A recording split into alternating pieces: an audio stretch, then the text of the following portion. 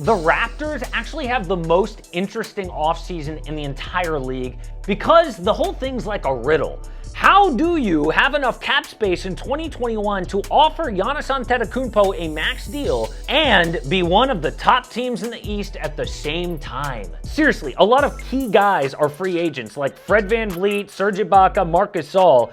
How do they risk losing those players but still be great on the court? Well, that's the problem Masai Ujiri has to solve this offseason if he wants to lure Giannis in free agency. The Greek Freak doesn't want to join some losing or fringe playoff team. He wants to join the almost Raptors, that team that needs him to win more titles. In this offseason video, we are going inside the mind of the Raptors front office. Hey, it's Casey. Welcome to AM Hoops. Hit subscribe and notification bells. Coming out with 5 videos per week in the playoffs and the offseason, whatever. That is worth a subscribe. Also, hit me up on Twitter at Casey Kiernan if you've got any offseason questions or you just want to chat about the NBA. Follow me on Instagram at AM Hoops. Offseason basics for the Raptors, cap space 0, but if Fred VanVleet leaves, it'll be $17 million. Draft, they own all their future first rounders, including number 29 this year. Their needs, offense, especially scoring in the paint, and whatever holes are left after free agency, because they have some relevant free agents. I mean, Marc Gasol, Serge Ibaka, Fred VanVleet, and Chris Boucher is a restricted free agent. So naturally, first thing to tackle is free agency. And let's start with Steady Freddy. VanVleet loves this team because they gave him a shot. Toronto turned him from a G Leaguer to an NBA Finals hero. Nick Nurse recently said he would be surprised if Fred VanVleet wasn't a Raptor next year. But here's the problem.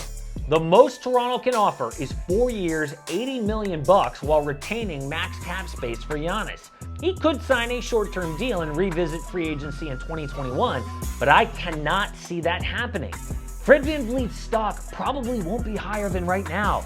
He missed a career-high 16 games with injury this year. He cannot risk a short-term deal. Fred VanVleet needs to cash in now. He can't afford to do the Raptors a favor here. 3 other teams can afford to pay him more than that $80 million we talked about. So I think the Hawks, Pistons, or Knicks will steal him in free agency.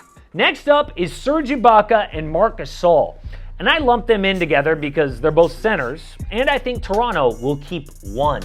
Gasol made about $26 million last year. That was his last big payday. His box score stats weren't super impressive, but advanced stats and the eye test say he is a plus defensively. He's not some big prize free agent at this point, but he is a perfect short-term solution for the Raptors. They can convince them to sign like a 1-year deal for $17 million, more than anyone else will pay him. And he's perfect for them to keep them really good on the court short term while still keeping that cap space for Giannis. He knows their system, his teammates, the coaching. He could sign with a contender like the Warriors for about $4 million, but the financial difference is huge. Serge Ibaka, on the other hand, is 30 years old. He averaged a career high in points. He was a plus defender. He will be out of Toronto's price range. My prediction is Ibaka signs to one of the teams with cap space. The Raptors keep Marc Gasol for that center spot on a short-term deal. The big decisions don't end with free agency though. The next hurdle is OG Anunoby's extension. He is eligible for a rookie extension this year and he has earned it. But the Raptors don't have a choice. Even if they go at like 4 years, $70 million, which is $17.5 million per year, they would give up $4 million in cap space for Giannis. $17.5 million per year, by the way, is less than Julius Randle, Aaron Gordon, Terry Rozier. I think he's worth at least what those guys make. So they will have to wait and have him hit restricted free agency.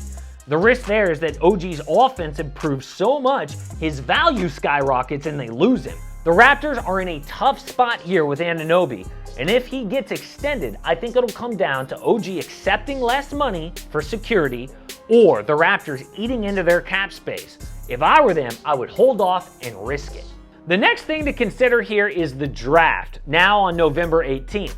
They picked 29th overall, the second to last pick in the first round, and with that, they should take Cassius Winston. As I said, I think they lose Fred VanVleet, so they need a point guard. Winston is the best option out there because he can contribute now. Again, the goal here is to be competitive next year while saving money, so a contributor on a rookie scale contract is perfect. Winston helps as a shooter too. He hit 43% from downtown on over 600 attempts at Michigan State. Also, he is a good pick and roll point guard, so even if he's not a long-term option, he is a great short-term stopgap. The next question, how does Masai Ujiri attack off-season additions with their Giannis goal in mind? And I'm talking trades and free agency here, and let's start with free agency. So I think that Fred VanVleet will leave. That means they'll have that $17 million. With that, they should take shots on young guys with really high upside that could contribute down the road, short-term deals there, and then re-sign Chris Boucher and Marc Gasol. One of those young upside guys is Harry Giles. Giles is a first-round pick who never panned out in Sacramento. The Raptors are famous now for developing guys with the right attitude and physical traits. Giles checks all the boxes. Could they do it with him? He would be a cheap option. Another free agent target, Jahlil Okafor. He's just 24 years old. He had an impressive season 2 years ago, but he got buried in the depth chart behind all the New Orleans bigs. Why not sign him and see if he can contribute going forward? The defense is awful, yes, but again, they need offense and Okafor provides that. They can sign him on something just above the minimum on a short-term deal, and I think he's worth it. All right, now on to trades. And I've seen Kyle Lowry floated out there as a trade chip in some scenarios, but I think he is too important to this team. We saw how key he was to winning big, close games against the Celtics in the playoffs. I think he is important too to the growth of young guys like Pascal Siakam, OG Anunobe, and others. Instead, I think they should trade Norman Powell. He's coming off his best season ever, but he is inconsistent. And the Raptors might have to move him later if Fred VanVleet stays. If Powell picks up his player option in 2021, they would have to trade him anyway to sign Giannis. So why not trade him now, straight up, for Kelly Olynyk? The Raptors do this because Olynyk's money comes off the books, so it's guaranteed not to conflict with their 2021 cap space, and it fills a position of need. Olynyk contributes offensively, which we talked about. He just had his best season from three. The Heat do this because they're going to need a good small forward. They could lose Jay Crowder and Derrick Jones Jr. to free agency.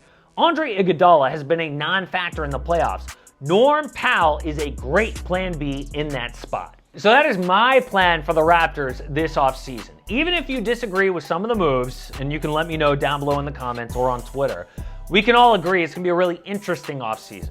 It's no secret they want Giannis, and the front office is going to have to be real creative in the meantime. Support AM Hoops and click subscribe. Don't miss a daily NBA video.